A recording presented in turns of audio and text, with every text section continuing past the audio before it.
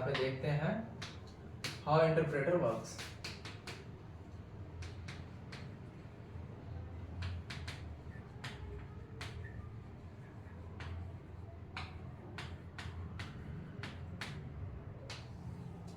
थोड़ी राइटिंग गंदी है, उसके लिए माफ कीजिएगा, ठीक है।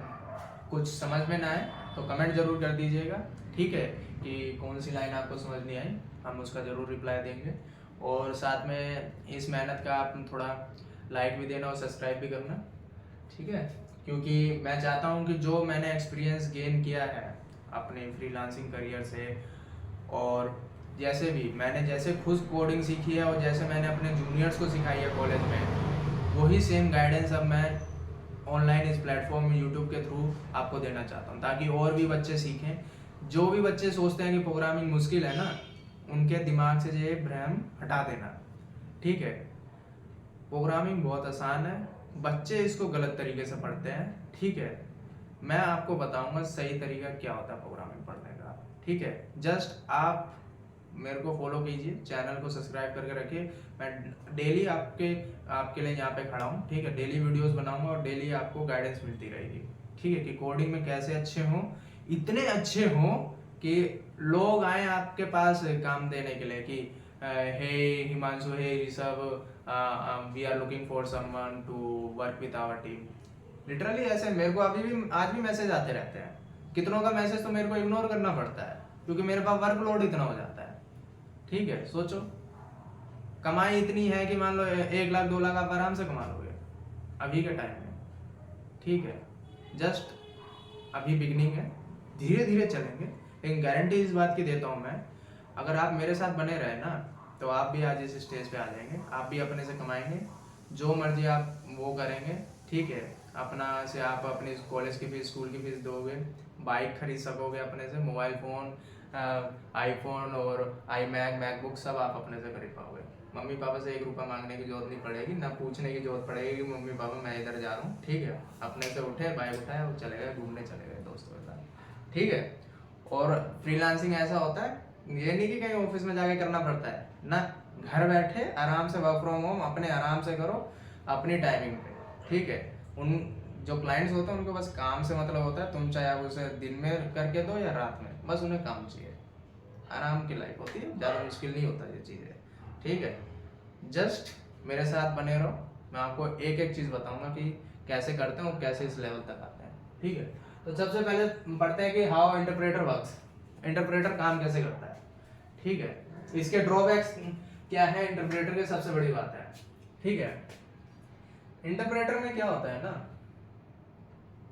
इसका सबसे बड़ा ड्रॉबैक क्या है, जैसे कि ये जो आपकी पाइथन की फाइल थी main.py, इसमें लाइन टू लाइन आपने पाइथन का कोड लिखा हुआ है।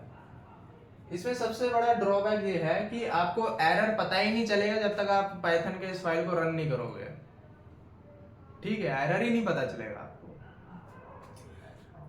जब तक आप इस फाइल को रन नहीं करोगे, तो एरर नहीं पता चलेगा। मतलब क्या हुआ, जैसे आपने ये कोड लिख लिया कोई फाइल में जिसका नाम डाला main.py, VS कोड में आपने ये फाइल सेव कर रखी थी, ऊपर ग्रीन कलर का बटन था, उस पर क्लिक किया VS कोड में और ये कोड रन होने लगा। तो कैसा होगा, मान लो कि आपके इस ये क्या कहते हैं चौथे लाइन पे एरर है कुछ, ठीक है। तो पाइथन आपको बताएगा नहीं एरर है, वो क्या करेगा, वो कहेगा अच्छा पहली लाइन में तो कोई एरर नहीं है ना, चलो इसको रन कर देते हैं। दूसरे लाइन में कोई एरर नहीं है ना, नहीं, इसको भी रन कर देते हैं। तीसरे लाइन में कोई एरर नहीं है ना, नहीं, इसको भी रन कर देते हैं। चौथे लाइन में कोई एरर है, हाँ है, यहीं पे वो रुक जाएगा फिर, ठीक है। जब आप कोड लिख रहे होगे ना VS कोड में, तब नहीं बताएगा कि तीसरे या चौथे लाइन में एरर था, जब आप उसको रन करने जाओगे ना, तब वो रन होते टाइम बताएगा कि इस लाइन पे एरर है। सोचो कितना बदमाश चीज है ये, पहले बता देता भाई, ठीक है, तो टाइम बचता अपना।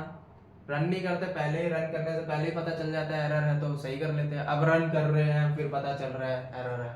अब सोचो यहाँ पे तो 5-6 लाइन है, मान लो आपके फाइल में आप कहीं पे किसी क्लाइंट के साथ काम कर रहे हैं, जिस एक फाइल में आपका कम से कम 100 लाइन ऑफ कोड है, 100 200 300 लाइन ऑफ कोड है। अब उसमें मान लो 299 लाइन पे कोई एरर है, ठीक है, 299 पे कोई एरर है। अब बताओ रन करने पे पता चलेगा, पहले ही बता देता, अब उसको रन होने में भी तो टाइम लगेगा ना 299 तक, ठीक है। तो ये एक पाइथन के इंटरप्रेटर का ड्रॉबैक है। ये जो ड्रॉबैक को हम क्या कहते हैं, ठीक है, ये होता है error detection at run time. Run time का मतलब क्या, जब हमने पाइथन के कोड को रन किया तब एरर बता रहा है, पहले नहीं बता रहा था, ठीक है, लिखते टाइम में बता देता। तो ये एक इसका ड्रॉबैक है। दूसरा पाइथन का ड्रॉबैक क्या है, या पाइथन के इंटरप्रेटर का कह लो, पाइथन जो है स्लो लैंग्वेज है।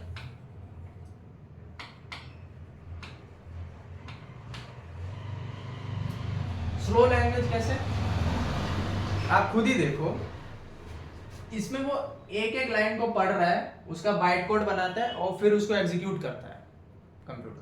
एक एक लाइन को पढ़ेगा, उसका बाइट कोड बनाएगा, फिर उसको रन करेगा, एक एक लाइन को पढ़ेगा। तो इस वजह से जो है पाइथन दूसरे लैंग्वेजेस के कंपैरिजन में काफी स्लो हो जाता है, ठीक है। इसी वजह से पाइथन को मतलब मिशन क्रिटिकल चीजों के लिए यूज नहीं होता। मिशन क्रिटिकल से मेरा मतलब जहां पे हमें परफॉर्मेंस चाहिए होता है। जैसे आपने नाम सुना होगा लिनक्स का, लिनक्स एक कर्नल है, ठीक है, आप सर्च कीजिएगा कर्नल क्या होता है। कर्नल कुछ नहीं होता, हार्डवेयर और सॉफ्टवेयर के बीच में एक सॉफ्टवेयर ही होता है, जो कि जैसे हमारा, जैसे फॉर एग्जांपल फोन में हमारा जैसे है कि कैमरा के आइकन पे क्लिक करते हैं तो कैमरा ऑन हो जाता है, ठीक है। तो ये लिनक्स का काम होता है कि सॉफ्टवेयर कर्नल को ऑर्डर देता है कि यूजर ने कैमरे के आइकन पे क्लिक किया है, कैमरा ऑन करो, ठीक है। फिर कर्नल के पास ये रिक्वेस्ट जाती है और फिर कर्नल हार्डवेयर जो कैमरा है उसको बोलता है कि तू ऑन हो जा, ठीक है। तो कर्नल को काफी फास्ट होना पड़ता है, ठीक है। तो कर्नल जिस लैंग्वेज में लिखा जाता है उस लैंग्वेज का नाम है C++। C++ अभी तक दुनिया की सबसे फास्टेस्ट लैंग्वेज रह चुकी है अभी रह चुकी है क्या, ठीक है। और इसी में कर्नल लिखा गया है लिनक्स का, पाइथन में नहीं लिखा गया। पाइथन में क्यों नहीं लिखा गया, क्योंकि पाइथन स्लो लैंग्वेज है, ठीक है। पाइथन को फिर कहाँ पे यूज किया जाता है, पाइथन को यूज किया जाता है स्क्रिप्टिंग में। पाइथन को कहाँ यूज किया जाता है, स्क्रिप्टिंग में। स्क्रिप्टिंग से मेरा क्या मतलब है, स्क्रिप्टिंग से मतलब है ऑटोमेशन, ऑटोमेट करना,